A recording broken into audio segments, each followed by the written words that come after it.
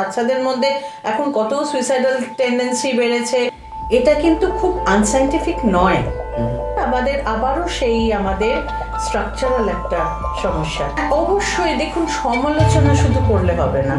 যারা সায়েন্স নিয়ে পড়ে তারা কিন্তু ইংলিশটা মোটেই পড়ে না। বাচ্চাদের বড্ড বেশি ওনারা র্যাট রেসে এগিয়ে দিচ্ছে। মানে এই যে বাংলা মাধ্যম স্কুলগুলোতে কিন্তু খুব একটা বেশি ইংরেজিতে কথোপকথন হয় না, এইটা একটা বিলাসিতা। আজকের এতটা সোশ্যাল মিডিয়া ওদের ইয়েতে ঢুকে গেছে, সেখানে কি একটু অন্যরূপ হয়ে গেছে? কারণ সোশ্যাল মিডিয়াতে সবকিছু ছোট ছোট হয়ে যাচ্ছে। একদম SMS এর ভাষায় ওরা লেখে। কি ব্যাপারটা জানেন তো, এরা না বাংলাটাও ঠিক মতো জানে না। ইংরেজিটা কিন্তু অতটা শক্ত ভাষা নয়। সেমিস্টার হয়ে একদিক দিয়ে ভালো হয়েছে, কারণ এবার ওদের খুব বুঝতে সহজ হয় যদি ওটা সিরিয়ালে ওরা দেখে নেয়। আজকে কথা বলবো এমন একজনের সাথে যাদের মতো মানুষ ছাড়া আমাদের এই সমাজ তৈরির কাজটা হতো না। আজকে কথা বলবো একজন শিক্ষিকার সাথে, যিনি দীর্ঘ 30 বছর মানুষ তৈরির কাজে চলছেন। আমাদের সাথে নন্দিনী দত্ত মণ্ডলকে আজকে পেয়েছি, কথা বলবো তার সাথে।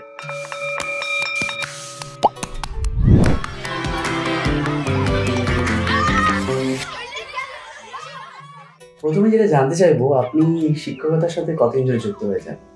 আমি বিগত 30 বছর ধরে শিক্ষকতার সঙ্গে যুক্ত আছি। আচ্ছা, তো কোনো স্পেসিফিক রিজন মানে শিক্ষার দিকে আসার? না, তেমন কোনো স্পেসিফিক রিজন নয়। জীবন শুরু হয়েছিল ওই টিউশন করেই, যেমন প্রায় প্রত্যেকেরই হয়। আর তারপরে এদিক ওদিক কাজ করতে করতে প্রচুর জায়গায় ফ্রিল্যান্সিং করেছি, লেখালেখি করতাম, বিভিন্ন ধরনের কাজকর্ম করতাম। আর পড়াশুনো ছাড়াও অন্যান্য ফাইন আর্টসের সঙ্গেও জড়িত ছিলাম।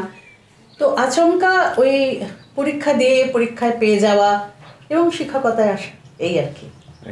তো আপনি তো ইংলিশ সাবজেক্টে পড়ান, তো এই ইংলিশ সাবজেক্টটা হিসেবেই বেছে নিলেন, তার কোনো কি কারণ হিসেবে বেছে নিলেন?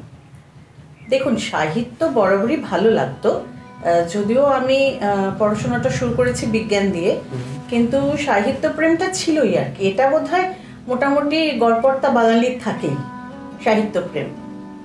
তো সেই অর্থে দেখতে গেলে ওই ভালোবাসা থেকেই বাংলা পড়িনি, কারণ বাংলা চর্চাটা তো বাড়িতে হতো, বাংলা কবিতা বলা ইত্যাদি সেটা ছিলই। ইংরেজিটা ভালো লাগতো, সেই হিসেবে ইংরেজি সাহিত্যটাকে বেছে নেওয়া আর একটু জানার জন্য। রাইট। আর এমনিতেও ধরুন আমাদের মানে বেঙ্গল বোর্ডে যেভাবে ইংলিশটাকে যেভাবে পড়ানো হয় বা যেভাবে কারেন্টলি চলছে, তো সেখানে ইংলিশটা ভালোভাবে পড়ানো বেশ গুরুত্বপূর্ণ। অবশ্যই অবশ্যই। তো সেখানে দাঁড়িয়ে এখানে কি মনে হয় যে ভালো টিচার্সরা কোনোভাবে কন্ট্রিবিউট করতে পারবে কোনো একটা চেঞ্জ বা ওভারঅল জিনিসটাকে ভালোভাবে আরো? হ্যাঁ, নিশ্চয়ই। এখানে তো ভালো টিচারদের আসার দরকার। দেখুন, আমার যেটা মনে হয়, শিক্ষাক্ষেত্রে আসার ব্যাপারে, মানে কেন জানি না, এই প্রফেশনটা অনেকে পছন্দ করেন ঠিকই, কিন্তু বেশিরভাগ ক্ষেত্রেই মানুষ দৌড়োয় ডাক্তারি ইঞ্জিনিয়ারিংয়ের দিকে। আমার যেটা ব্যক্তিগতভাবে মনে হয়, যারা ভালো স্টুডেন্ট, যাদের একটু বোঝাবার ক্ষমতা আছে, তারা যদি একটু শিক্ষকতায় আসেন তাহলে বোধহয় ছাত্রছাত্রীরা উপকৃত হবেন। কারণ আপনি যেটা প্রশ্নটা করলেন যে বাংলা মিডিয়ামের স্টুডেন্টদের, এটা কিন্তু ছাত্রদের খুব একটা দোষ দেওয়া যায় না, এটা আমাদের স্ট্রাকচারাল প্রবলেম, রাইট? তো পরিকাঠামোগত সমস্যা। হ্যাঁ হ্যাঁ। আচ্ছা, এই মানে একটা সময় তো ইংরেজিটা ক্লাস 5 থেকে শেখানো হতো, তো সেখানে বাচ্চারা যখন অক্ষর চিনছে এত দেরি করে, আমি কি করে আশা করব যে তারা ক্লাস 10-এ ওয়ার্ডসওয়ার্থের নাম জানবে? রাইট। ক্লাস 12-এ গিয়ে তারা টেনিসন বুঝবে বা ব্রাউনিং বুঝবে? এটা তো আশা করা অন্যায়। তাদের তো গোড়াতে একটুখানি যোগাযোগ করাতে হবে এই বিষয়গুলো সম্বন্ধে। এর সঙ্গে সম্পৃক্ত না হলে আমার মনে হয় না যে তাদের দোষ দেওয়া খুব আমাদের মানে উচিত হবে। Right, absolutely. তো এই পয়েন্টটাকে ধরেই ধরুন, মানে কারেন্ট ওয়েস্ট বেঙ্গল বোর্ডে যেভাবে ইংলিশটা পড়ানো হয়, তাতে বাকি সবাই যেভাবে ধরুন আমাদের পুরো সিস্টেমে যেভাবে চলছে, এটার কি কোনো একটা ওভারঅল আপগ্রেডেশন কি দরকার? মানে over a period of time আমরা ধরুন যেভাবে চলছে, আপনি যেমন 5 অবধি ছিল, এখন আমরা যে জায়গায় এসে পৌঁছেছি, এখান থেকে কোথাও আপগ্রেডেশন কি দরকার যেভাবে পড়ানো হচ্ছে আজ ইংলিশ? আপগ্রেডেশন বলতে সিলেবাসের কথা যদি বলেন, এখন আমাদের ক্লাস 10 অবধি যে সিলেবাসটা আছে, এইটাকে বলা হয় ফাংশনাল কমিউনিকেটিভ ইংলিশ। রাইট। আমরা যেভাবে ছোটবেলায় ইংরেজি পড়েছি, যদিও আমি ইংলিশ মিডিয়ামে পড়তাম, আমাদের পড়াটা একেবারেই আলাদা ছিল, কিন্তু আমাদের সমসাময়িক যারা বাংলা মিডিয়ামে পড়েছেন তারা তো ছোটবেলা থেকে ইংরেজি শিখেছিলেন। কিন্তু এখন যে ফাংশনাল কমিউনিকেটিভ ইংলিশটা, এটা কিন্তু খুব আনসাইন্টিফিক নয়। এইটার ব্যাপারটা হচ্ছে মানে আমরা ওখানে বইগুলো যদি আপনারা দেখেন তাহলে দেখবেন যে ওখানে যেই চ্যাপ্টার্সগুলো আছে তার শেষে নানা রকম অ্যাক্টিভিটি করতে দেওয়া আছে, এবং সেইগুলো বাচ্চারা যাতে ক্লাসে ওরালি করতে পারে, তারা যাতে কথা বলতে পারে, তারা যাতে কিছু কাজকর্মের মধ্যে দিয়ে এটা করে, সেইভাবেই কিন্তু সিলেবাসটা ফর্ম করা আছে। রাইট, এটা তো একটা ধরুন পার্ট হলো সিলেবাসটা। এবার ধরুন লেটস সে আজকে বোর্ড একটা সিলেবাস তৈরি করেছে, তারপর যে পার্টটা আছে সেটা হলো এক্সিকিউশনে, যে আমি সেটাই বলতে চাচ্ছিলাম। আমাদের এক্সিকিউশনের জায়গাটায় যেটা সমস্যা হয় সেটা হচ্ছে আমরা সেটাকে সঠিকভাবে এক্সিকিউশন করতে পারছি না, সময় পাচ্ছি না। ওকে, প্রতিটা স্কুলে ক্লাসের একটা নির্দিষ্ট সময় আছে, 40 মিনিট থাকে, তো পুরো 40 মিনিট কেউই আমরা পাই না, 30-35 মিনিট পাওয়া যায়। এবার এই 30-35 মিনিট ক্লাসে যদি ওইভাবে মানে একটা যে কোনো একটা ক্লাস নিতে গেলে শিক্ষকের একটা মানসিক প্রস্তুতি থাকে, তাকেও হোমওয়ার্ক করতে হয়, কিন্তু তাকেও কিন্তু ভাবতে হয় যে আজকের ক্লাসটায় আমি কি করাবো এবং কিভাবে করাবো। তো উনি যে ভাবনাটা ভেবে গেছেন, দেখা যায় কার্যক্ষেত্রে গিয়ে সেটা একদম মিলল না, সম্পূর্ণ কিছু আলাদা হয়ে গেল। কারণ হয়তো সেই দিন কিছু নতুন টপিক হঠাৎ করে উঠে এসেছে, ক্লাসের কিছু ডিস্টারবেন্স আছে, স্টুডেন্টদের কিছু প্রবলেম আছে, তাকে ওই সময়টা 10-15 মিনিট সেগুলো আগে সামলাতে হলো, তারপরে তিনি তার বিষয়ে ঢুকলেন। তো ওনার অলরেডি প্রিপেয়ার্ড যেটা, সেটা কিন্তু উনি জাস্ট হয়তো শুরু করলেন, করে উঠতে পারলেন না, ততক্ষণে অনেকটা সময় চলে গেছে, ক্লাসেরও প্রায় শেষ দিক। তো এটা একটা সমস্যা, কিন্তু তা বলে যে ক্লাসগুলো হচ্ছে না তা নয়, বেশ কিছু শিক্ষকরা করছেন। কিন্তু যেটা হয় এখন না, বর্তমানে স্টুডেন্টদের দোষ এটাই দেব যে ওরা যেহেতু আমাদের পাশ ফেলটা নেই, ক্লাস 8 অবধি ওরা কিন্তু এমনিতেই ক্লাসে উঠে যাচ্ছে, এই পাশ ফেলটা থাকা কিন্তু খুব দরকার। এই একটা চাপ, এটা কিন্তু খুব প্রয়োজন। আমি বলছি না বাচ্চাদের চাপে রাখার কথা, কিন্তু এইটা যে দরকার, আমাকে পাশ করলে আমার একটা ঠিক অ্যাসেসমেন্ট হবে, এই জিনিসটা ছাত্রছাত্রীদের মন থেকে একেবারেই চলে গেছে। একটা ইভ্যালুয়েশন হবে, আমি সেটা কোয়ালিফাই করব, এই ইভ্যালুয়েশনের জায়গাটা একদম নেই। তো যার ফলে ওরা না অতটা ইন্টারেস্টেডও নয়, ওরা অতটা গা দেয় না, খুব হালকা ভাবে দিনগুলো ওরা কাটিয়ে দেয়। যখন ওরা ক্লাস 9-10-এ ওঠে, 8 থেকে একটা বড় জাম্প কিন্তু 9টা, তখন কিন্তু পাস ফেল করতে হয়, এবং তখন পাস এবং ফেল এর একটা ঠিকঠাক অ্যাসেসমেন্ট হয়। দুভাবেই একটা হচ্ছে, একটা তো আমার একাডেমিকে আমি যখন একটা 9-10 মানে একটু সিরিয়াস হওয়ার একটা ব্যাপার রয়েছে, তখন বোর্ড প্রিপারেশন, একদম সেই বোর্ড প্রিপারেশন আছে। আর একটা জিনিস যেটা বলছেন, বিকজ অফ যেই সিস্টেমটা চলছে, এবার আমাকে ভাবতে হবে যে না পড়লে আমি কিন্তু পরের স্টেপটা যাব না, একদম। এবার তখন ওরা করছে কি, 8 অবধি যেই গাফিলতিটা ছিল, তখন সেই গাফিলতিটার মেকআপ প্লাস 9-10-এর পড়া, তো ন্যাচারালি সেইটা একটা এক্সেসিভ বার্ডেন হয়ে যাচ্ছে ওদের, কখনো কখনো কেউ ওভারবার্ডেন্ড হয়ে যাচ্ছে।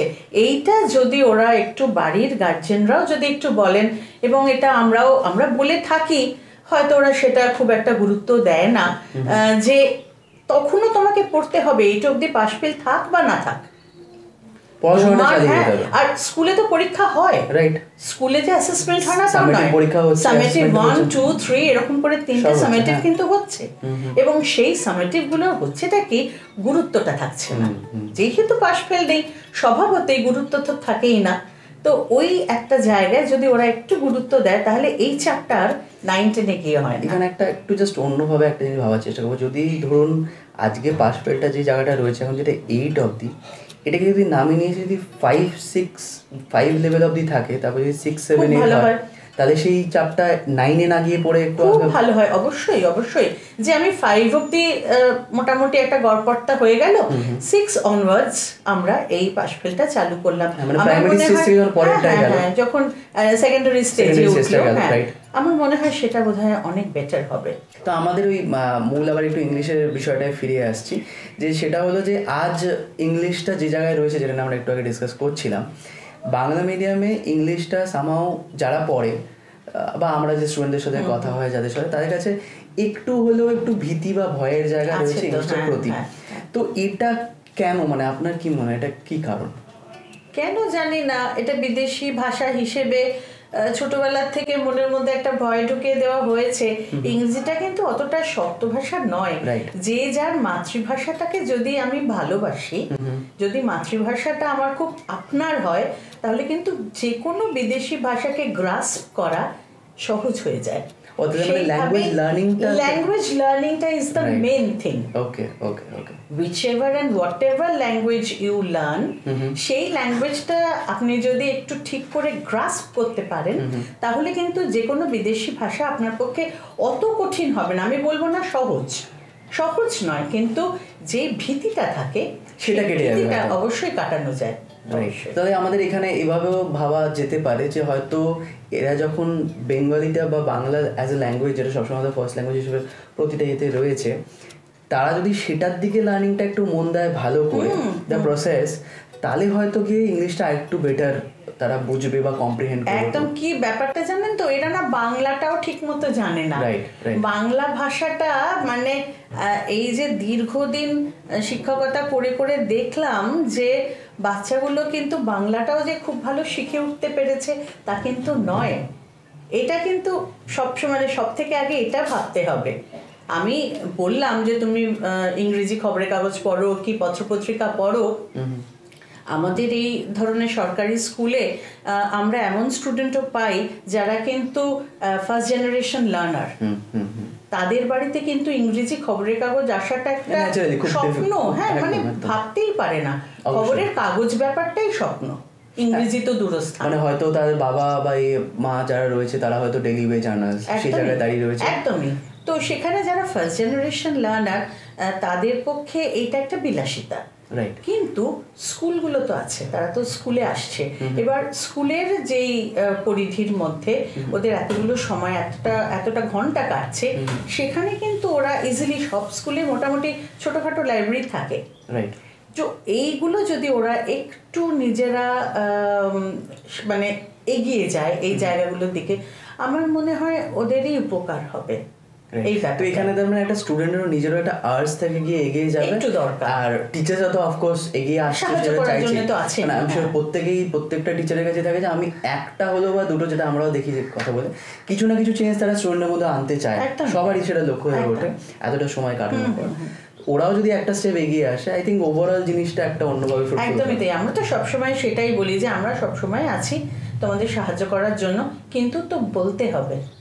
এতগুলো স্টুডেন্টের মাঝখানে আমাদের পক্ষে তো খুঁজে বার করা সম্ভব নয়। মোটামুটি একটা ধারণা থাকে, একটু দুর্বল যারা, একটু কম দুর্বল যারা, সেটা তো ক্লাসে অ্যাসেস করাই যায়, কিন্তু তবুও সেখানে তারা যদি এসে একটু এগিয়ে আসে, তাহলে আমাদের পক্ষে এগিয়ে যাওয়াটা আরো সহজ হয়। তো আমরা জাস্ট একটু আগে কথা বলছিলাম যে সেমিস্টার সিস্টেম চালু হয়েছে, বাট এটার গুরুত্ব ওভাবে তাও বোঝা যাচ্ছে না যেহেতু পাস ফেলটা নেই। বাট যদি ওভারঅল স্টিল ভাবা যায়, ওভারঅল পার্সপেক্টিভে কি কিছু চেঞ্জ এনেছে কিছু স্টুডেন্টের মধ্যে, যে না সেমিস্টার হয়ে একদিক দিয়ে ভালো হয়েছে, কারণ একসঙ্গে পুরো সিলেবাসটা হ্যান্ডেল করা না, এটা একটু অসুবিধে বাচ্চাদের পক্ষে। এই যে সেমিস্টার হয়ে গেছে, টিচাররাও এটা একটা সুবিধে হয়েছে। আমরা কিন্তু ধরুন একটা বইয়ে 15টা চ্যাপ্টার আছে, এবার আমরা সেটাকে ভাগ ভাগ করে দিতে পারছি। প্রথম 5টা ফার্স্ট সেমিস্টারে পড়লো, পরের 5টা সেকেন্ড সেমিস্টারে পড়লো, তারপরের 5টা থার্ড সেমিস্টারে পড়লো।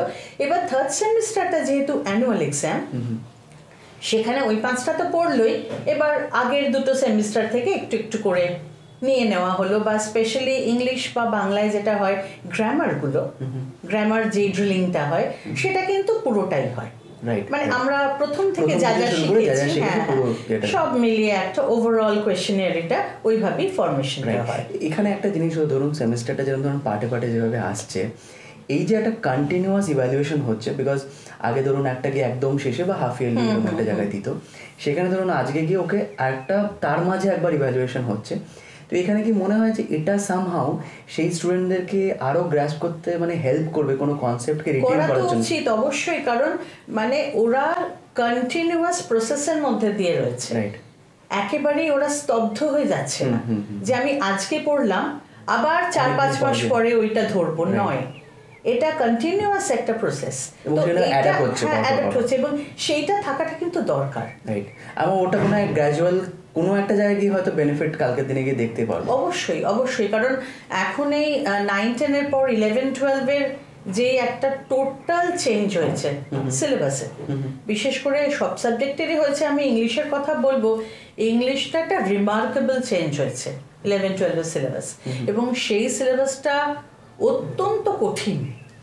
এখন যারা সিলেবাস করেছেন তারাও ভাবনা চিন্তা করছেন যেই চ্যাপ্টার্সগুলো ইনক্লুডেড হয়েছে অলরেডি, সেগুলো নিয়েও চিন্তা ভাবনা হচ্ছে যে থাকবে না থাকবে না, কারণ বেশ কিছু চ্যাপ্টার্স, বেশ কিছু বিষয় আমরা ইংলিশ ফার্স্ট ইয়ারে পড়েছি কলেজে, সেটা ওদের পক্ষে নেওয়া ইজ নেক্সট টু ইম্পসিবল। এখানে আমরা শিক্ষকরাই জানিয়েছি আমাদের ক্ষোভটা যে এটা কিন্তু ঠিক হচ্ছে না, এটা এটা এই ধরনের অ্যাসেসমেন্ট আমি সিলেবাস করব কিন্তু আমি ওদের উপর চাপিয়ে দেব না, এটা কিন্তু বেশ কিছুটা চাপানো হয়ে গেছে। আমি 11-12 কথা, বর্তমান সিলেবাসের কথাটা বলছি, এবং সেটা মনে হয় আপনি মানে coming from that point of view যেখানে 10 অবধি ওরা একভাবে একটা মাইন্ডসেট নিয়ে রয়েছে, একদম ওরা জাস্ট ওখানে অবজেক্টিভস করেছে, রাইট, এবং তারপরে জাম্পটা হয়ে যাচ্ছে অনেক বড় দিকে, সাহিত্যটাকে কিন্তু শেখেনি, লিটারেচারটা কিন্তু ওইভাবে পড়েনি।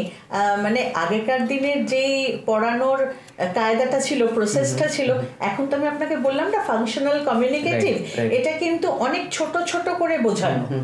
আমরা আগে যেমন একটা উত্তর আমরা লিখতাম, আমরা রচনাধর্মী প্রশ্ন লিখতাম, এসে টাইপ আনসার, শর্ট এসে টাইপ আনসার, এরকম। এখন কিন্তু বাচ্চাদের তা লিখতে হয় না, হয় ওয়ান ওয়ার্ড, নয় ঠিক, তা না হলে ওয়ান সেন্টেন্স ম্যাক্সিমাম, মানে যখন ওরা প্যারাগ্রাফ বা এসে এই ধরনের কিছু লেখে 100 ওয়ার্ডকে 120 ওয়ার্ডের মধ্যে, সেইটা লিখতে গিয়ে ওদের মানে ঘাম বেরিয়ে যায়, একদম মারাত্মক অবস্থা হয়, কারণ ওদের লেখাটা নেই, লেখার মানে সেই যে যেহেতু ওই প্র্যাকটিসের মধ্যে নেই, তো যে ন্যাচারাল ফ্লেয়ার থাকে একটা বাচ্চার মধ্যে যে না আমি যখন লিখছি বের করছি ওটা আমার চলে আসছে, সেটা মানে এমনি অর্গানিক ভাবে আসছে না, না না, ওইটাই একটা খুব প্রবলেম। এখন বাচ্চাদের এই লেখার অভ্যেসটা কিন্তু একেবারেই নেই। তো এটা এখানে একটা এই পয়েন্টটাতে একটু জাস্ট হয়তো একটু ডাইগ্রেস বা কাছাকাছি একটা জায়গায়, এখানে কি কোনোভাবে মনে হয় যে আজকের এতটা সোশ্যাল মিডিয়া ওদের ইয়েতে ঢুকে গেছে, সেখানে কি একটু অন্যরূপ হয়ে গেছে? কারণ সোশ্যাল মিডিয়াতে সবকিছু ছোট ছোট হয়ে যাচ্ছে, আজকে বি রাইট ব্যাকটাও বিআরবি হয়ে যায়, তো সেখানে কি মনে হয় সোশ্যাল মিডিয়া এটাকে খুব এসএমএস এর ভাষায় ওরা লেখে। হ্যাঁ, তো সেই ভাষায় আমরা যখন খাতা দেখি ওদের খাতায় ওরা ওই এসএমএস এর ভাষাতেই লেখে, মানে ওরা এতটাই সোশ্যাল মিডিয়াতে অ্যাক্টিভ এবং মানে এতটা ওদের মজ্জায় মজ্জায় ঢুকে গেছে, এটার থেকে ওরা এই মুহূর্তে তো বেরোতে পারছেই না, একেবারেই না। সেটা গিয়ে কোথাও পড়াশোনার মাঝে যখন তারা অ্যাকচুয়ালি নিজের হয়তো ভাবনাটাই প্রকাশ করছে, কিন্তু ভাষাটা বা সেই ধরনটা হয়তো সেই মতন হয়ে যাচ্ছে একেবারেই। কারণ ওরা না, মানে আমি বলছি আপনাকে, আমাদের ক্লাসে আমরা দেখেছি, মানে ধরুন কোনো উপন্যাস পড়াচ্ছি, হ্যাঁ, ধরুন রবীন্দ্রনাথের বা শরৎচন্দ্রের কোনো গল্প যদি পড়াই, এবার ওদের খুব বুঝতে সহজ হয় যদি ওটা সিরিয়ালে ওরা দেখে নেয়। আচ্ছা আচ্ছা, মানে ভিজুয়ালটা পুরোপুরি এক্স্যাক্টলি। এমনিতে audio visual media is very good, very effective, কারণ সেটা ছোট বাচ্চাদের যখন ওই তার যারা কেজি বা লোয়ার এইসবেতে পড়ে তাদের কিন্তু অডিও ভিজুয়ালি শেখানো হয়, কারণ ওটা খুব মনের মধ্যে ঢুকে যায়, বাচ্চার গ্রাস্প করতে সুবিধা হয়। কিন্তু বড় বয়সে যখন আমি সাহিত্য পড়ছি তখন সেটা আমি স্ক্রিনে দেখব, আমি ভাষাটা পড়বো না, এটাতে কিন্তু একটু অসুবিধে আছে, মানে দরকার। তো সেটা মনে হয় সামহাও যে আজকে এই অ্যাডভেন্ট অফ সোশ্যাল মিডিয়াটা এমন একটা জায়গায় নিয়ে গেছে যে ওটা পড়া নেই, লেখা নেই। আগে তো আমরা চিঠি লিখতাম, হ্যাঁ হ্যাঁ হ্যাঁ, রাইট, আমরা বিজয়ায় আমরা চিঠি লিখতাম, বিজয়ার প্রণাম আমরা চিঠিতে লিখতাম। এখন কি আমরা জানাই? এখন একটা পিকচার সেন্ড করে দিচ্ছি, আমরা তাই করছি, আমরা হোয়াটসঅ্যাপ করছি, আমরা এসএমএস করছি, আমরা তাই করছি। তো বাচ্চারা চিঠি ব্যাপারটা জানে না। যখন ওদের বলা হচ্ছে পোস্ট কার্ড, ইনল্যান্ড লেটার, ওরা তো জানেই না, because they haven't seen, and there is no মানে প্র্যাকটিক্যাল ইউজও কখনো তারা দেখতে পাচ্ছে না, যে আমি কখনো দেখিনি, তো আমি কেন ওটা থেকে করে করব। তো সেখানে দাঁড়িয়ে মনে হয় এটা যখন একটা টিচার যখন আজকে এরম একটা পার্টিকুলার সময়ে দাঁড়িয়ে ওটা শেখাতে যাচ্ছে, লেটস একটা লেটার বা একটা report writing for that matter, এটা খুব মানে মাধ্যমিকে ইয়েতে আসে এই প্রতি ইয়েতে, সেরম যখন কিছু করতে যাচ্ছে তখন হয়তো ওরা ওটাকে ওই একই চোখে দেখতে পারছে না, just because of the circumstances, right? একদমই তাই। এই যে রিপোর্ট রাইটিং আমরা যখন ক্লাসে বলি, আমরা বলি যে বাবা তোমরা একটুখানি খবরের কাগজগুলো দেখো, আমরা ক্লাসে খবরের কাগজ নিয়ে যাই, যে খবরের কাগজটা পড়ো, খবরের কাগজ মানেই হচ্ছে রিপোর্ট, রাইট? ভর্তি রিপোর্ট, এক পাতা থেকে শেষ পাতা অবধি রিপোর্ট। এবার কত রকমের রিপোর্ট, এবং এক একটা রিপোর্ট এক এক ধরনের, তার ভাষা একরকম, তার লেখার স্টাইল একরকম, সবই আলাদা আলাদা। ওরা তো সেটা পড়ে না, সেই অ্যাক্সেসটা ওদের এক নম্বর নেই, আর দ্বিতীয়ত সেইটা ওদের কি বলবো, পড়ার কোনো আগ্রহও নেই, কারণ ওরা জানে যে আমাকে কোনো রকমে পাশ করতে হবে। এবার পাশ করার জন্য যতটুকুনি দরকার ততটুকুনি কিছু সহায়িকা বইতে আমি পেয়ে যাব, অতএব সেই বইগুলো যদি মোটামুটি আমি একটু ঘেটে যাই, পাশটা আমি করে যাব।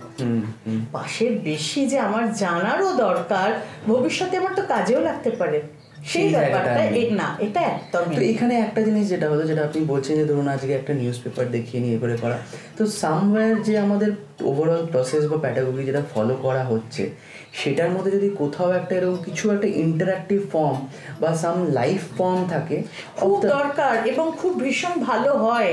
যেমন ধরুন আমরা যদি ক্লাসে যখন আমরা নাটক পড়াচ্ছি, যে কোনো ক্লাসে, আমি 9 হোক, 10 হোক, 11 হোক, 12 হোক, আমি ধরুন একটা বোর্ড ওয়ার্ক করলাম, বোর্ডে আমি দেখিয়ে দিলাম যে এটাকে বলে একটা প্রোসেনিয়াম থিয়েটার, নাটক এইভাবে অভিনীত হয়, এই থিয়েটারের এই দিকটা হয়, এখানটা অডিয়েন্স বসে, পড়লাম আমি নাটকটা ক্লাসে। এবার ক্লাসে স্টুডেন্টদের দিয়েই আমি যদি ওটা একটু এনঅ্যাক্ট করাই, রাইট, তাহলে ওদের কাছে কতটা গ্রহণযোগ্য হবে। That is also an audio visual medium, absolutely, যখন participate because they are seeing it and they are acting, they are also uttering the words which are there, তাহলে এটা তো ওদের কাছে অনেক কাছের হয়ে যাবে, অনেক গ্রহণযোগ্য হবে। আসলে কি জানেন তো, এগুলো সবই না থিওরিটিক্যালি আমরা ভাবতে পারি। ওই যে বললাম আমাদের কিছু কনফাইনমেন্ট আছে, মানে ওই যে সময়ের পরিধি আমাদের এমনভাবে বেঁধে রেখেছে, অনেক ইচ্ছে থাকলেও সেইগুলো হয়তো ইমপ্লিমেন্টেশনটা আমরা সেইভাবে করে উঠতে পারি না, এটা একটা প্রবলেম। তো এখানে এই যে সময়টা ধরুন আজকে বেঁধে ফেলছে ক্লাসের মাঝখানে, এখন অনেকটা বড় আর একটা মিডিয়াম আস্তে আস্তে বেড়ে চলেছে, যেমন ধরুন ইউটিউবে পড়াশোনা হচ্ছে। দেখুন ঠিক ভুল বা খারাপ সাইড, ভালো সাইড দুদিকে আছে। যেখানে ইউটিউবে গিয়ে ওরা এই ধরনের কন্টেন্ট বা পড়াশোনার কোনো স্টাডি ম্যাটেরিয়াল সেগুলো তো রয়েছে ওখানে, তো এরকম কি মনে হয় যে এটা যে একটা বাউন্ড করে দিচ্ছে ওদেরকে, এর বাইরে সামওয়্যার যদি ওই মিডিয়ামটায় গিয়ে একই জিনিস খুঁজে পায়, এইখানের যেটা ওখানে হয়তো রেস্ট্রিকশনস সেটার বাইরে গিয়ে যেতে পারে, ডাজ দ্যাট হেল্প, বা সেটাকে আগে গিয়ে আরো বেটার তাদেরকে নিয়ে যেতে পারবে? অবশ্যই। দেখুন, সমালোচনা শুধু করলে হবে না, মানে আমাকে দেখতে হবে যে তার কোনো গুণাগুণ আছে কিনা, এবং সেখান থেকে জেনারেশন কি পাচ্ছে। ওরা তো ঝুঁকবেই, ইউটিউব বলুন বা যে কোনো ধরনের সোশ্যাল মিডিয়া বলুন, আমরা যদি সমালোচনা করি যে ওখানে এই ধরনের চ্যানেলে পড়ানো হচ্ছে, ছাত্ররা সেই দিকে ঝুঁকতেই পারে। কারণ অনেক সময় হয় কি, তারা স্কুলে যায় না, হয়তো কিছু বাড়িতে পড়াশুনো করে, প্রিপারেশন বা নিজস্ব কিছু প্রবলেমসও থাকে, তো তারা যদি ইউটিউব দেখে এবং দেখে যদি তারা বেনিফিটেড হয়, তাহলে আপত্তির কিছু নেই। তবে আমার একটা জিনিস, যারা এই ইউটিউবের কন্টেন্ট করেন, যারা পড়ান, তাদের কাছে আমার একটা অনুরোধ আছে যে তারা যদি ওই টিপিক্যাল ক্লাসরুম টিচিং এর বাইরে কিছু করেন, ওই বিষয়টাকেই ধরে, যেটা আমরা ক্লাসরুমে করাতে পারছি না, আমাদের সময় অভাবে, নানা রকম কনফাইনমেন্টের মধ্যে আমরা আবদ্ধ রয়েছি, তো তাদের তো সেটা নেই, তারা তো অনেকটা খোলামেলা একটা অ্যাক্সেস পাচ্ছেন। তো তারা যদি ওই বিষয়টাকে একটু অন্যরকম ভাবে ছাত্রছাত্রীদের কাছে প্রেজেন্ট করেন, তাহলে আমার মনে হবে they will be much more benefited। হ্যাঁ, তারা সমান একদম, হ্যাঁ, প্যারালালি তারা ক্লাসরুম টিচিংটাও দেখবে এবং এটাও দেখবে। আমার মনে হয় they will be benefited। একটা অনেক মানে বেটার হলিস্টিক পিকচার হয়তো ড্র করা যায়। অবশ্যই, নিশ্চয়ই, it will be much more holistic। এটা তো ধরুন নতুন ধরনের আমরা পড়াশোনার একটা নিয়ে কথা বলছি যে কীভাবে কমপ্লিমেন্ট করতে পারে একে অপরকে, কিন্তু সামওয়্যার পুরোনো দিনের পড়াশোনার আর এখনকার পড়াশোনার মধ্যে পার্থক্য কি খুব বেশি হয়ে পড়েছে, আপনার কি মনে হয়? না, খুব বেশি না। পুরোনো দিনে যেটা আমরা করতাম সেটা হচ্ছে যে পুরোনো দিনের পড়াশোনাটা কিন্তু খুব থিওরি নির্ভর ছিল। আমরা কিন্তু তখন ওই খুব একটা প্র্যাকটিক্যাল ওরিয়েন্টেড পড়াশোনা করিনি। আমরা যখন ছোটবেলায় ছিলাম সেই ধরনের পড়াশোনা হতো না। মানে আমরা এই এখন যেরকম ইংলিশটা আমরা ফাংশনাল কমিউনিকেটিভ মেথড বলছি, তখন ওইসব ব্যাপার ছিল না। তখন আমরা ছোটবেলা থেকেই ওই গদ্য পদ্য ইত্যাদি পড়তাম, একটা নির্দিষ্ট গ্রামার পড়তাম, গ্রামার বেসড কোয়েশ্চেন আসতো। এখন কিন্তু সেইগুলো অনেক মানে কিরকম বলবো জানেন তো, মানে আমাদের দৈনন্দিন জীবনের সঙ্গে যেটা আমরা ব্যবহার করি তার সঙ্গে সম্পৃক্ত হয়ে কোয়েশ্চেনগুলো আসে। মানে এটা অনেক বেশি প্র্যাকটিক্যাল ওরিয়েন্টেড। তো সে জায়গায় গিয়ে এদের জন্য যারা পড়ছে তাদের যেমন এখন লাইফেও হেল্প করবে, সামনে গিয়েও খুবই হেল্প করবে। তো এখানে দাঁড়িয়ে somewhere English as a language or medium of communication, এই দুটো দিক দিয়ে যদি ভাবি, তো পরবর্তীকালে যখন কেউ হায়ার স্টেজে যায় তখন তো ওটা খুব ইম্পর্টেন্ট হয়ে পড়ে। তো সেই ভাবনা থেকে এখনকার বাচ্চাদের যখন তারা এমনি পড়ছে ডিউরিং দেয়ার প্রাইমারি, তারপরে সেকেন্ডারি স্টেজে যাচ্ছে, কতটা ইম্পর্টেন্স দেওয়া উচিত ইংলিশকে? বিকজ এই মানে ফ্রম দ্য লেন্স যে হায়ার এডুকেশন এটা খুব ইম্পর্টেন্ট হবে পরে। দেওয়া তো উচিত, কিন্তু দেয় কি, মানে 10 অবধি পড়ে, তারপরে এই যে ধরুন স্ট্রিমের চ্যানেলাইজেশনগুলো হয়ে যায়।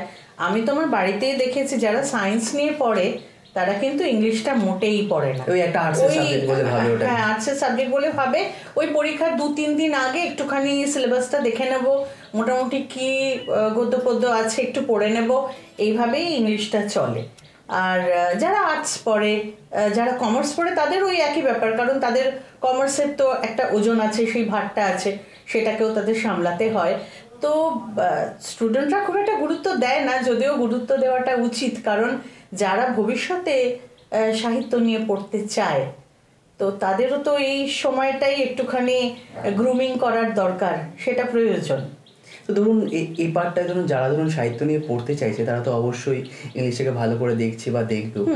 এর বাইরে যারা ধরুন ডিফারেন্ট স্ট্রিমসে আছে, বিট সায়েন্স, বিট কমার্স, যেমন আপনি বললেন, তো সেখানে সেই স্টুডেন্টের খুব লাইটলি নিয়ে নেওয়ার ফলে পরে কি হয়তো ইংলিশ নিয়ে একটা কোথাও গিয়ে একটা চাপ হয়, বা একটা হয়তো অযথা একটা যেটা দরকার ছিল না সেরকম ধরনের বাধা পায় পরে ইংলিশটা ওইভাবে দেখেন। ধরুন অ্যাজ সাচ ব্যাপারটা হচ্ছে যে ভবিষ্যতে ইংলিশটা নিয়ে তারা তো আর সাহিত্য করবে না, অতএব ওদের সাহিত্যিক মূল্যায়নের প্রয়োজন নেই। কিন্তু ইংলিশ অ্যাজ আ ল্যাঙ্গুয়েজ আপনি যেখানেই যান বা আপনি যে কোনো হায়ার স্টাডিজে যান, সেখানে কিন্তু বইপত্রগুলো ইংলিশে। আমি যদি ভালো কিছু বই খোঁজ করি লাইব্রেরিতে গিয়ে, দেখা যাবে আমার ইংরেজিতেই বইটা। তো সেটা বোঝার মতো যেইটুকুনি কমিউনিকেশনাল ইংলিশ জানা দরকার, সেইটা কিন্তু ওদের এই সময়ই বিল্ড আপ করা প্রয়োজন, সেইটা করতে হবে। এবং আরেকটা জিনিসও অ্যাড করতে চাইবো, যেমন ধরুন এই সাইডটা তো অবশ্যই আছেই, যে আমি কি পড়বো কোনো কিছু একটা, I want to pick up a new skill, সেই দিকটা থেকে ভেবে। আর একটা লেটসে আমি যখন কোনো একটা জায়গায় ইন্টারভিউ দিতে যাব, আমার পরে যখন কেরিয়ার কিছু স্টার্ট করতে যাব, মোস্ট অফ দ্য ইন্টারভিউস যেগুলো হয় সেগুলো কিন্তু মিডিয়াম অফ মানে স্পিকিং ডিউরিং দ্য ইন্টারভিউ কিন্তু ইংলিশই হয়। তো এখানে গিয়ে সামওয়্যার এই জায়গাটা কি ভাবা দরকার নয় কি আগে থেকে, যেটা ওরা অত লাইটলি ফ্রম ভেরি স্টার্ট নিচ্ছে, সেখানে এই জিনিসটা ভেবে কিছু করা? ইংরেজি বলার ব্যাপারে ভীষণ একটা জড়তা আছে, আমাদের বাংলা মিডিয়ামের ছেলে মেয়েদের অসম্ভব জড়তা আছে। কিন্তু আপনি খেয়াল করে দেখবেন এই বাংলা মিডিয়ামের ছেলেমেয়েরাই কিন্তু হায়ার স্টাডিজ করে ভালো ফল করে তারা কিন্তু বিদেশে সেটেলড। তাহলে তারা সেখানে জীবনযাত্রা চালাচ্ছে কি করে? সেখানে তো তাদের ইংরেজিতেই কথাবার্তা বলতে হচ্ছে। এই যে ব্যাপারটা, এই প্রয়োজনটা ওরা কিন্তু এখানে বুঝছে না। আমাদের ছেলেরা মানে ছেলে মেয়েদের সবসময় আমরা এটা বলি যে যদি তোমরা ক্লাসে একটু ইংরেজিতে বলো যা ভাবছো, ওদের তো একটা স্পিকিং এর জায়গা আছেই পরীক্ষার মূল্যায়নের মধ্যে, বিশেষ করে এবারে উচ্চ মাধ্যমিকে 11-12 এই ব্যাপারটা আছে, তো ওদের বলতে হয়। তো যখন বলতে হয় ওরা একবারে আকাশ থেকে পড়ে যে কি বলবো, বলতে পারে না। আমরা কিন্তু সবসময় বলি যা বলার, যেটা ভাবছো বাংলায় ভাবো, ভেবে সেটাকে ইংরেজিতে বলো, বলার চেষ্টা করো। ভুল তো হতেই পারে, ভুল হোক, কনফিডেন্টলি ভুলটাই বলো, কনফিডেন্সটা দরকার। আপনি কোনো ইন্টারভিউ ফেস করতে যাচ্ছেন, সেখানে আপনার যিনি ইন্টারভিউ নিচ্ছেন তিনি আপনার জ্ঞানটা তো দেখবেন, কিন্তু তিনি দেখবেন আপনি কতটা স্মার্টলি ব্যাপারটাকে ফেস করছেন, কনফিডেন্স লেভেলটা আপনার কতটা। রাইট। আমি ভালো ইংরেজি বলতে জানি না, হতেই পারে, আমি ভালো স্পোকেন আমার ক্ষমতাটা নেই, রাইট, কিন্তু আমি উনি যেটা বলছেন আমি বুঝতে পারছি। এবার আমার বোঝানোর জায়গাটায় কিছুটা খামতি আছে, কিন্তু আমি যেটা জানি সেটা যদি কনফিডেন্টলি বলি, মানে এই বলার অভ্যেসটা, আমি বলছি না যে আমার একদম ইন্টারভিউ বোর্ডে গিয়ে আমি ওটা প্র্যাকটিস করবো, তা নয়, কিন্তু আমি যখন এই স্টুডেন্ট লেভেলেই রয়েছি তখন যদি আমি কনফিডেন্টলি বলি তাহলে আমার উল্টো দিকে যে আছে সে আমাকে শুধরে দেবে। রাইট। তো এখানে একটা জিনিস যেটা আপনি বলছেন যে অনেক বাচ্চারাই রয়েছে যারা পরে গিয়ে হয়তো হায়ার স্টাডিজ করে আলটিমেটলি গিয়ে বাইরেও সেটেল হচ্ছে। তো এই যে টোটাল নাম্বারটা out of the entire population যতটা যারা পড়ছে, এটা তো মানে হয়তো একটা স্মলার নাম্বার, বাট এটা কি কোথাও ওভারঅল জিনিসটা কি কোনো অন্যভাবে ভাবলে বা ইংলিশটাকে যদি কোনো অন্যভাবে ইজিয়ার ওয়ে আউটে কোনো কি আছে যেটা ওটাকে বোঝানো যেত বা পড়ানো যেত other than what we are doing right now, যাতে ওরা একটু ভালোভাবে গ্রাস করতে পারে? হ্যাঁ হ্যাঁ, এটা হতে পারে, নিশ্চয়ই হতে পারে। মানে যে কোনো ভাষাকে আমি যদি বাচ্চাদের কাছে পৌঁছে দিতে চাই তাহলে সব থেকে আগে না তার মাতৃভাষাটাকে তাকে ভালোবাসতে হবে, তাকে বোঝাতে হবে। তো আমার মানে আমি জানি না, এটা শুনে সবাই হয়তো হাসবে, আমার ক্লাসে আমি গিয়ে দেখেছি প্রথম যেদিন আমি এইখানে চাকরিতে ঢুকি, আমি কিন্তু ইংরেজিটা বাংলায় পড়িয়েছিলাম। আচ্ছা, কিরকম, মানে একটা গল্প রয়েছে, সেই গল্পটা আমি পড়লাম, আমি দেখলাম যে গোটা ক্লাস হাঁ করে তাকিয়ে রয়েছে, কেউ কিছু বুঝতে পারছে না। তো সেটাকে আমি তখন তর্জমা করলাম, আচ্ছা, ওয়ার্ড টু ওয়ার্ড বললাম।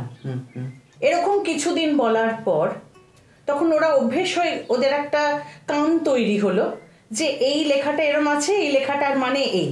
এবার আমি আস্তে আস্তে তর্জমা করাটা কমাতে থাকলাম, কমাতে তারপরে আমি ওই ইংরেজিতেই বোঝালাম।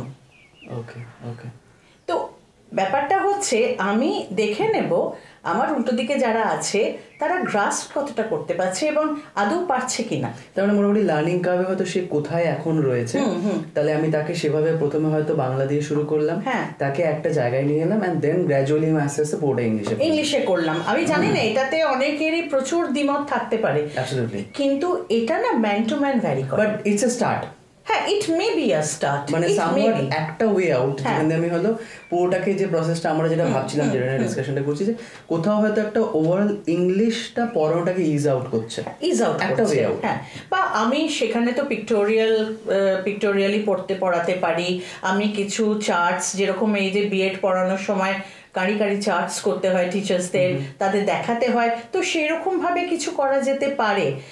এটা না নির্ভর করছে যিনি শিক্ষক তার উপরে, মানে তিনি কিভাবে তার ছাত্রছাত্রীদের কাছে পৌঁছবেন, এটা সম্পূর্ণ তার নিজের ওয়ে আউট, তিনি কিভাবে করবেন, একদমই তাই। এর না নিজস্ব কোনো থিওরিটিক্যাল কোনো ফর্মুলা নেই।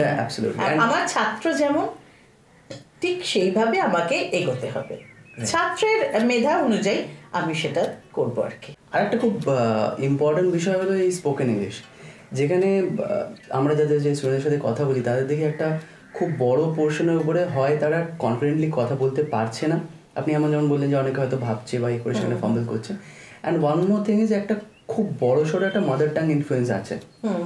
তো এই জিনিসটা মানে কিভাবে হয় ট্যাকেল করা যাবে, বা এটার কারণ কি মনে হয় মানে এক্স্যাক্টলি আপনার? এখন মাদার টাং ইনফ্লুয়েন্সটা থাকবে, আর যেহেতু আমরা খুব একটা বেশি, মানে এই যে বাংলা মাধ্যম স্কুলগুলোতে কিন্তু খুব একটা বেশি ইংরেজিতে কথোপকথন হয় না, যেগুলো ইংরেজি মাধ্যম স্কুল সেখানে কিন্তু গেটের মধ্যে ঢুকেই তখন থেকেই কিন্তু ওই গুড মর্নিং দিয়ে একদম শুরু করে একদম লাস্ট দিনের শেষে গুড বাইটাও সেখানেও কিন্তু ইংরেজিটা বলা হয়, কিন্তু বাংলা মাধ্যম স্কুলগুলোতে সেটা তো হয় না, একমাত্র ইংরেজি ক্লাসেই সেটা করা সম্ভব।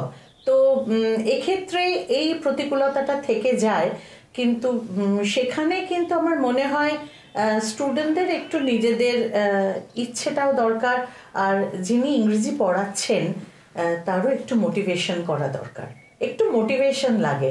রাইট। কোথাও কি মনে হয় এর ধরুন আমরা পশ্চিমবঙ্গ অ্যাজ আ হোল সব স্টুডেন্ট কি কোথাও অন্য রাজ্য থেকে পিছিয়ে যায়? হ্যাঁ, যায় তো, যায়। কথাবার্তার ক্ষেত্রেই তো অনেকটাই পিছিয়ে যাই আমরা, কিন্তু তা বলে পশ্চিমবঙ্গের স্টুডেন্টরা কিন্তু মেধার দিক দিয়ে পিছিয়ে নেই। অবশ্যই তারা বিভিন্ন জায়গায় হয়তো কথার দিক দিয়ে, মানে নিজেকে প্রকাশ করার দিক দিয়ে হয়তো প্রাথমিক একটা ধাক্কা খায়, কিন্তু সেটা তারা উতরে যায়। ওই প্রাথমিক ধাক্কাটাই বা খাবে কেন? আমরা তো সেটাই চেষ্টা করব। ভয়টা কি সামওয়্যার মনে হচ্ছে যে প্যারেন্টসদের মধ্যে একটু বেশি কনসার্ন বা ওদেরকে ওভার কনসার্ন করে তুলেছে এরকম বাকিদের মধ্যে দেখে অ্যাজ আ হোল? না, আজকাল না প্যারেন্টসরা বড্ড বেশি কনসার্ন, হ্যাঁ, বাচ্চাদের নিয়ে তারা ওভার কনসার্ন। তো সেটা কি একটা ওয়ান অফ দ্য রিজন যখন ও একটা কোনো ন্যাশনাল লেভেলের টেস্টে গিয়ে কম্পিট করতে যাচ্ছে বা পার হওয়ার চেষ্টা করছে, তখন হয়তো ঠিক পারছে না বা সামহাও দেখছে বাকিরা পারছে না, যে বাচ্চারা যখন আমার কেউ একটা হয়তো 8-এ আছে কি 9-এ আছে কি 10-এ আছে, আমি তখন থেকে কনসার্নটা এমনভাবে দেখাচ্ছি যেটা হয়তো দরকার ছিল না ছোট ক্লাসেই, ওই জন্য কি একটু ওভার কনসার্ন এই কারণে হয়ে গেছে? অবশ্যই, কারণ এখন ক্লাস 7-8-এ স্টুডেন্টের গার্জিয়ানরা তারা মাধ্যমিকে কি আসছে, কোন বইটা কিনবো, যেই প্রিপারেশনটা কিভাবে হবে, নিট দেবে কিভাবে করবে, অত ছোট ক্লাসে কিন্তু লাগে না। বাচ্চাদের বড্ড বেশি ওনারা র্যাট রেসে এগিয়ে দিচ্ছেন। ওভারঅল স্ট্রেসটা কি সামার সিস্টেমে একটা মানে ইনবিল্ড বা ইনহেরেন্ট যেটুকু না আছে, এই পার্সপেক্টিভে যদি ভাবা যায় যে বাবা মার এইটার জন্য, তাতে কি আরো স্ট্রেসটা বেড়ে যাচ্ছে? অবশ্যই বাড়ছে, অবশ্যই বাড়ছে। বাচ্চাদের মধ্যে এখন কত সুইসাইডাল টেন্ডেন্সি বেড়েছে, কত রকমের প্রবলেমস বেড়েছে। এটা তো এই ইঁদুর দৌড়ের জন্যেই। ছোটবেলা থেকে তাদের মনের মধ্যে ঢুকিয়ে দেওয়া হচ্ছে তোমাকে প্রথম আসতে হবে। আরে প্রথম তো একজনই আসবে, বাকি তো দ্বিতীয়, তৃতীয়, চতুর্থ, পঞ্চম পরপর তো যাবে। তা আমি প্রথম যদি নাই হই, আমি জীবনে করে খেতে পারবো তো? সেটা আমি পারবো কিনা, সেটাই আমার সব থেকে বড় কনসার্ন। রাইট। এখানে কি কোনো অন্যভাবে ভাবনা হতে পারে যেটা বাকি স্টুডেন্টদের আপনি বলতে চাইবেন যে এই জায়গাটায় এই স্ট্রেসটাকে যাতে ওরা কাউন্টার করতে পারে? আমার মনে হয় স্টুডেন্টদের অবশ্যই একটা নির্দিষ্ট লক্ষ্য থাকা দরকার। লক্ষ্য না রেখে এগোনোর কোনো মানে হয় না। একটা বয়সে গিয়ে, একদম ছোট থেকে না, ছোট থেকে সে তো তার শৈশবটা এনজয় করুক, শৈশবটাকেও তো এনজয় করতে হবে। এটা তো খুব মানে লম্বা দীর্ঘ সময় নয়, অল্প সময় শৈশবটা থাকে, সেটাকে এনজয় করুক। একটা বয়সের পর গিয়ে ধরুন 8-9-এ গিয়ে সে একটু ফোকাসড তো হবেই, কারণ চারপাশের যে অবস্থা তাকে তো ফোকাসড হতেই হবে। ফোকাসড হলো এবং সেই ফোকাসড হয়ে তারা একটু ভালোবেসে পড়বে। বাবা মা বলেছেন বলে বা আমাকে অমুকের সঙ্গে কম্পিটিশনে নামতে হবে, ওই বাড়ির একজন ডাক্তার হয়েছে, সেই বাড়ির একজন ইঞ্জিনিয়ার হয়েছে, তার জন্যে নয়। আমি কোনটা ভালোবাসি সেইটার প্রতি ভালোবাসা বা অনুরাগ রেখে আমার মনে হয় বাচ্চাদের এগোনো দরকার। এই স্পেসটাই যখন যেহেতু মাধ্যমিক সবে শেষ হয়েছে, যদি মাধ্যমিকে এইভাবে ধরি, তো সেখানে কি মনে হয় এই স্ট্রেসটা হ্যান্ডেল করে অবশ্যই যে কেউ যদি একটু বেটার মার্কস বা আর একটু ভালো নাম্বার পেতে চায়, তার কিভাবে দেখা উচিত? এই লেন্সে যে কথা হচ্ছে, এইভাবে যদি ভাবতে চায় সে, মানে আপনি কি বলতে চাইছেন যে এই মাধ্যমিক শেষ হয়ে গেছে, এই গ্যাপটুকুতে তারা কি করবে? আমি বলতে চাইছি যে ধরুন মাধ্যমিক তো সবাই যেহেতু শেষ হলো এবং আগামী যারা আছে তারাও চলে এসেছে, যারা মাধ্যমিক দেবে আগামীবার, তো যেহেতু এটা এখন চলছে বলে আমি ওই নিরিখেই কথা বলতে চাইছি যে ধরুন আমরা যখন স্ট্রেস নিয়ে কথা বলছি, আর অবশ্যই যখন মাধ্যমিক আসে সবাই স্ট্রেসড হয়, তো সেখানে এটা ভেবে যে সেই স্ট্রেসটা কম রেখে কিভাবে আমি একজন অ্যাজ আ স্টুডেন্ট স্ট্রাইক করবো to get better marks without getting too stressed, এটা কিভাবে? বেশি সমস্যার দরকার নেই। আমাদের যে মানে 10 years কোয়েশ্চেন আছে, সেই 10 years কোয়েশ্চেনটাকে যদি কেউ মন দিয়ে ফলো করে যে কোনো সাবজেক্টে, তাহলে কিন্তু মাধ্যমিকে ভালো নম্বর পাওয়াটা খুব সহজ। শুধু মাধ্যমিকে কেন, যে কোনো বোর্ডে, যে কোনো বোর্ডে, উচ্চ মাধ্যমিকে বা আইসিএসসি, আইসি, যে কোনো মানে যে কোনো বোর্ডেতেই এই 10 বছরের প্রশ্নগুলো একটু মন দিয়ে করা। আমি যার কাছে পড়ি, টিচার্সরা যেই সাজেশন দিচ্ছে সেগুলো করা। আর একটা খুব জিনিস দরকার, সেটা হচ্ছে একটু লেখা। আমি যতটা না পড়বো তার থেকে বেশি আমি লিখবো। কেন লেখা কথাটা বলছি, আমি যত লিখবো না, অনেক সময় আমাদের কি হয়, একটা বানান কেউ জিজ্ঞেস করলে আমরা কি করি, আমরা কাগজে লিখে নিই না, দেখি বানানটার রস্যই আছে না দীর্ঘই আছে, রস্য আছে না দীর্ঘ আছে, কারণ চোখে দেখলে আমার ভুলটা কোথায় বোঝা যায়। তা আমি যদি লিখি বেশি, আমার ভুলটা আমার চোখে পড়বে। এটা কিন্তু খুব দরকার। বাচ্চারা যদি এইভাবে চলে, আমার মনে হয় না খুব বেশি স্ট্রেসের প্রয়োজন। তো আপনি যে পয়েন্টে একটু আগে এসেছিলেন, এই মাধ্যমিকের পরে যে এই ফেজটা আছে, কারণ এখন যেহেতু মাধ্যমিক শেষ হয়েছে, এই সময়টা ওরা কিভাবে ইউটিলাইজ করতে পারবে, মানে একটু বেটার কিছু? এখন যা কম্পিটিশনের সময়, এখন তো বাবা মায়েরা বা স্কুলগুলোতেও তো উচ্চ মাধ্যমিকে অ্যাডমিশনও হয়ে যায়, তারা পড়তেও শুরু করে। কিন্তু আমার মনে হয় এই সময়টা ওরা একটুখানি নিজেরা ওই পড়াশোনার ফাঁকে একটু রিল্যাক্সও করা দরকার। যেটা যার প্যাশন, যার যেটা ভালো লাগার জিনিস, সেগুলোকে একটু চেরিশ করতে পারে। হ্যাঁ, কারণ তারপর আবার যখন ওই 11-12 শুরু হয়ে যাবে, একটুও সময় পাবে না। রাইট, এই সময়টা একটু রিলিজ করে নেওয়া একটুখানি। হ্যাঁ, অবশ্যই। তো এমনি আমরা একটু আগে কথা বলছিলাম ইউটিউব অ্যাজ এ মিডিয়াম যেখানে কমপ্লিমেন্ট করবে পুরোটাকে, তো অ্যাজ এ হোল অনলাইন স্পেসটা তো অনেক বড় হয়ে গেছে। তো আপনার কি মনে হয় অনলাইন আর অফলাইন দুটো দিকেই কি কোনটা বেটার, বা না দুটোই এক? আপনার কি মনে হয় বেটার বা কোনটা এইভাবে অ্যাসেস করাটা মুশকিল। আসলে অনলাইন জিনিসটা তো আমরা জানতামই না। কোভিড আমাদের অনলাইন শিখিয়েছে, চিনিয়েছে। পড়াশোনা যে অনলাইন মাধ্যমে হতে পারে, এই ধারণাটা আমাদের একেবারেই ছিল না। মানে ওই যেভাবে আমরা বলি রিইনভেন্ট দ্য হুইল, একদম পুরোটাই তাই হয়েছে। তবে যেটা হয় সেটা হচ্ছে যে অফলাইনে যেটা সুবিধে, সেটা হচ্ছে আমরা একদম সামনাসামনি দুজন রয়েছি, এবার যোগাযোগটা ভীষণ ডাইরেক্ট। তো সেইটা অনেকটা কাজে দেয়, কারণ আমি যেই মুহূর্তে কিছু বলছি আপনাকে, আপনি আমাকে কাউন্টার করছেন, আবার আপনার কথার প্রেক্ষিতে আমি বলছি। কিন্তু অনলাইনে যেটা হয়, আমি বলে গেলাম, যে শুনছে সে শুনলো, সে হয়তো পরে তার কোয়েরিগুলো পাঠালো। ইন্টারঅ্যাক্টিভ সেই মুহূর্তে হচ্ছে না। ইন্টারঅ্যাক্টিভ সেশনটা কিন্তু অনলাইনে হয় না। যদি না আমি অনলাইনে কোনো ইন্টারঅ্যাক্টিভ সেশন করি। আচ্ছা, তাহলে আপনি বলতে চাইছেন যদি এটা ইন্টারঅ্যাক্টিভ ফর্ম অফ টিচিং হয়, তাহলে online also can be at par. অবশ্যই অ্যাট পার হতেই পারে, কিন্তু একটু ইন্টারঅ্যাক্টিভ হলে আমার মনে হয় সেটা অনেক বেশি গ্রহণযোগ্য হবে এবং তাদেরও বুঝতে সুবিধা হবে, ইন্টারেস্টও থাকবে। তো এখানে একটা জিনিস, যেহেতু কোভিডের কথা উঠলো, তো কোভিডে প্রচুর ড্রপ আউটস হচ্ছে, রাইট? এবং আমরা একটু আগে যখন আমরা অফ ক্যামেরায় কথা বলছিলাম যে অনেক জায়গায় এরকম হয়েছে যে স্টুডেন্টরা কমে যাচ্ছে এবং হয়ে যাচ্ছে।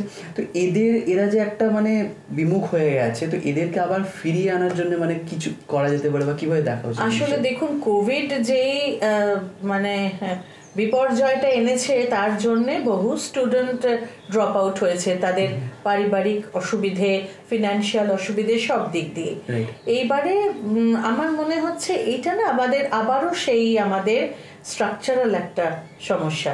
সেইখানে আমাদের যেই পরিবেশ রয়েছে, আমাদের চারপাশে যারা রয়েছেন এই বিষয়টাকে দেখার, শিক্ষা দপ্তর যারা রয়েছে, তাদেরও কিছুটা ভূমিকা এখানে অবশ্যই বর্তায়, যে এখান থেকে বাচ্চাদের কি করে আবার ফিরিয়ে আনা যায়।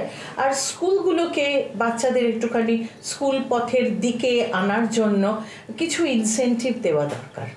আচ্ছা, তো এইতে আরেকটা নিয়ে কথা বলি। আমরা দেখেছি পোস্ট কোভিড, মানে এখন তো আমরা সবাই এইভাবেই দেখছি, প্রি আর পোস্ট কোভিড। এই পোস্ট কোভিড এরাতে অনেক ধরনের অন্য অপরচুনিটি হয়ে এসছে, যেমন আজকে কেউ আর্টিফিশিয়াল ইন্টেলিজেন্স বা মেশিন লার্নিং নিয়ে কথা বলছে, বা ডিজিটাল মার্কেটিং নিয়ে কথা বলছে।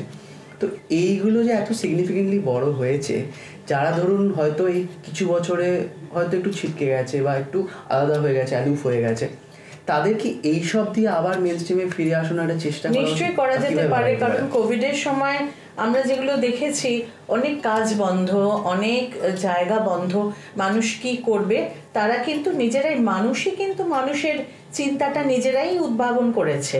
অতএব তারা উদ্ভাবন করে তারা নিজেরা নতুন নতুন পথ, নতুন নতুন দিশা তারা কিন্তু খুঁজে বার করেছে, এবং তারা সেই দিশায় গিয়ে যথেষ্ট সাকসেসফুল হয়েছে। অনেকের কেরিয়ার হয়েছে, নানা রকম কেরিয়ার হয়েছে। তো সেইগুলোকে একটুখানি নার্চার করা যেতেই পারে। বাচ্চারা যে শুধুমাত্র একাডেমিক্সে আবদ্ধ থাকবে তা তো নয়, একটা সময়ের পর তারা কিন্তু অন্য কিছু করতেই পারে, এবং হতে পারে সেটা তাদের কেরিয়ার হয়ে গেল। এটা অবশ্যই হতেই পারে। আমরা এই পয়েন্টটাকে যদি একটু অন্যভাবে ভাবি, লেটস সে এবং যখন অপরচুনিটিসের কথা বলছি, প্লাস ধরুন আজকে preparation for any competitive exam হোক কি বোর্ডসের হোক, সেখানে যখন আমরা এই নিরিখে জিনিসটাকে যদি দেখি, সেখানে আমরা দাঁড়িয়ে দেখি যে কলকাতার যে ছাত্রছাত্রীরা আছে তাদের কাছে যে সুযোগ বা সুবিধা যেগুলো থাকে, আমাদের জেলায় যারা বাকিরা যারা রয়েছে, ঠিক আছে, তাদের কিন্তু সেটা সবসময় থাকে না, ঠিক আছে, because of lack of opportunities বলুন বা এক্সপোজার বলুন, সেটা থাকে না। তো তারা তাহলে এদের সাথে কম্পিট করার জন্য কীভাবে প্রিপেয়ার করবে? ওই যে এখন আপনি বললেন না যে অনলাইন হয়ে গেছে, জেলার লোকেরাও কিন্তু যারা এগুলো করতে চান তারা কিন্তু এই অনলাইন মাধ্যমগুলোকে বেছে নিয়েছেন। তো বহু জেলার মানুষ কিন্তু এই অনলাইন মাধ্যমে এখন যোগাযোগগুলো স্থাপন করছেন। তো সেইভাবে কিন্তু আরও মানুষকে পৌঁছে যেতে হবে। শহর থেকে আরও মানুষ যদি ওই জেলার জায়গাগুলোতে যান, তাদের আরেকটু বলেন, কারণ এখন তো সেই সিচুয়েশন নেই, এখন তো মানুষ গিয়ে বলতে পারবে, অফলাইনে অনেক কিছুই বলা যেতে পারে। তো তাহলে তাদের কাছে পৌঁছানো যাবে, তারাও এগিয়ে আসতে পারবে এই কাজগুলো করার জন্য। তো যখন আমরা প্রিপারেশন নিয়েই কথা বলছি, আর একটা প্রিপারেশনের ইম্পর্টেন্ট পার্টে দেখতে হবে, যেহেতু আমরা মাধ্যমিক নিয়ে কথা বললাম, অবশ্যই উচ্চ মাধ্যমিক নিয়ে কথা বলা উচিত। তো উচ্চ মাধ্যমিকের স্টুডেন্টদের যদি কোনো অ্যাডভাইস দিতে চান যে তারা কিভাবে প্রিপারেশন নেবে? একদম তো এসেই গেছে দরজায় কড়া নাড়ছে, এখন আর নতুন করে বলার কিছু নেই। একটাই শুধু বলার যে খুব স্থিতদি হয়ে পরীক্ষাটা দিতে হবে। আমার দরকার নেই মানে আমাকে টপার হতে হবে এটা মাথায় রেখে প্লিজ কেউ পরীক্ষা দেবে না। আমি যেটা জেনেছি সেটা আমাকে ভালোভাবে এক্সিকিউট করতে হবে, ভালোবেসে ভালোভাবে, এটাই দরকার। আমি কত নম্বর পেলাম নিশ্চয়ই সেটা ম্যাটার যে করে না তা নয়, ম্যাটার করে, কিন্তু সবসময় যদি নম্বরের চাপটা মাথায় থাকে না, তাহলে পড়াটা অনেকখানি ক্ষতিগ্রস্ত হয়। তাই আমার মনে হয় সেই পয়েন্টটা আবার রেলেভেন্ট হয়েছে যে এখন সবাই শুধুমাত্র যে কিভাবে ওই নাম্বারটুকু পাবো ওই নিয়ে ভেবেই চলছে। হ্যাঁ, ওইটাকে একটুখানি সরিয়ে রেখে আমি যেটা জানি সেটা আমাকে একটুখানি নারিশ করতে হবে, সেইটাকে আরো ঘষা মাজা করে একটা জায়গায় নিয়ে দাঁড়াবো যাতে আমি আমার পুরোটা আমার খাতায় দিতে পারি। এটাই দরকার, আর কিছু না। আমরা যখন উচ্চ মাধ্যমিক নিয়ে বললামই, তো উচ্চ মাধ্যমিকের পরে অবশ্যই পরের স্টেপটা আসে, যেটা মানে ফাইনাল স্টেপ বিফোর কোনো কেরিয়ার দিকে যখন যাচ্ছে। তো ধরুন যারা ইংলিশ নিয়েই আগে এগোতে চায় অ্যাজ এ কেরিয়ার চয়েস, তো তারা কিভাবে ভাববে? কারণ আপনিও এই কেরিয়ারে রয়েছেন, এতদিন ধরে রয়েছেন এবং আপনি যুক্ত রয়েছেন সেটার সাথে, এবং আপনি এতদিন ধরে এত স্টুডেন্টদের দেখেছেন, তো আপনি সেটা কি বলতে চাইবেন যে তারা কিভাবে এগোবে বা কিভাবে ভাববে? তারা যারা ইংরেজি সাহিত্য নিয়ে পড়তে চায় তাদের তো নিশ্চয়ই একটা আগে থেকে ভালোবাসা আছে, মানে ভালোবাসে বলেই পড়তে চায়। এমন হয়তো খুব কম যে আমি অন্য কিছুতে পাইনি তাই ইংরেজি পড়ছি, কিন্তু এমন হয়েও অনেকে ওইভাবে ঢুকেও কিন্তু পরে ইংরেজিটাকে ভালোবেসে ফেলেছে, এটাও কিন্তু হয়েছে, এটা বহু দেখা গেছে। তো যারা পড়ছে তাদের এটাই বলবো যে তারা একটুখানি তাদের বিস্তৃতিটা, তাদের যে পড়ার যে পেরিফেরিটা সেটাকে একটু বাড়াতে হবে। চারপাশে প্রচুর ইংরেজি সাহিত্য ছড়িয়ে আছে, আমি একটু একটু করে কুড়িয়ে নিয়ে পড়ি, তাতে আমার জানার পরিধিটাও বাড়বে। তারপরে যখন আমি কলেজে যাব, আমার নিজের সিলেবাসে ঢুকবো, তখন তো সেগুলো পড়তেই হবে। রাইট।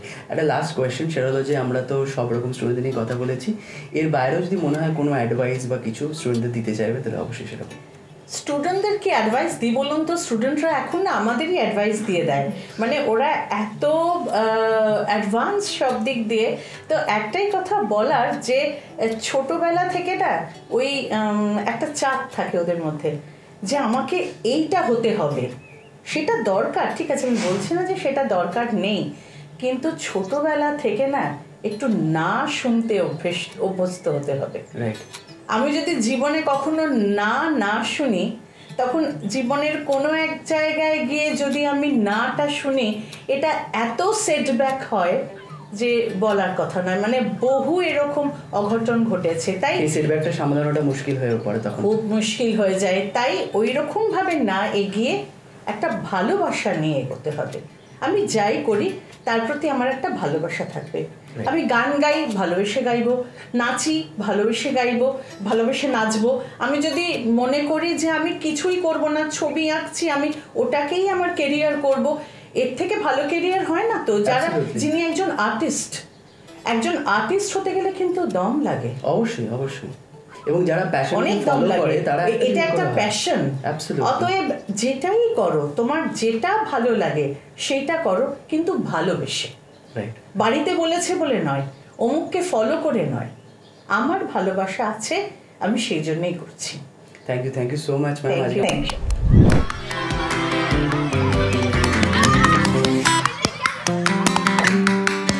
ইউ।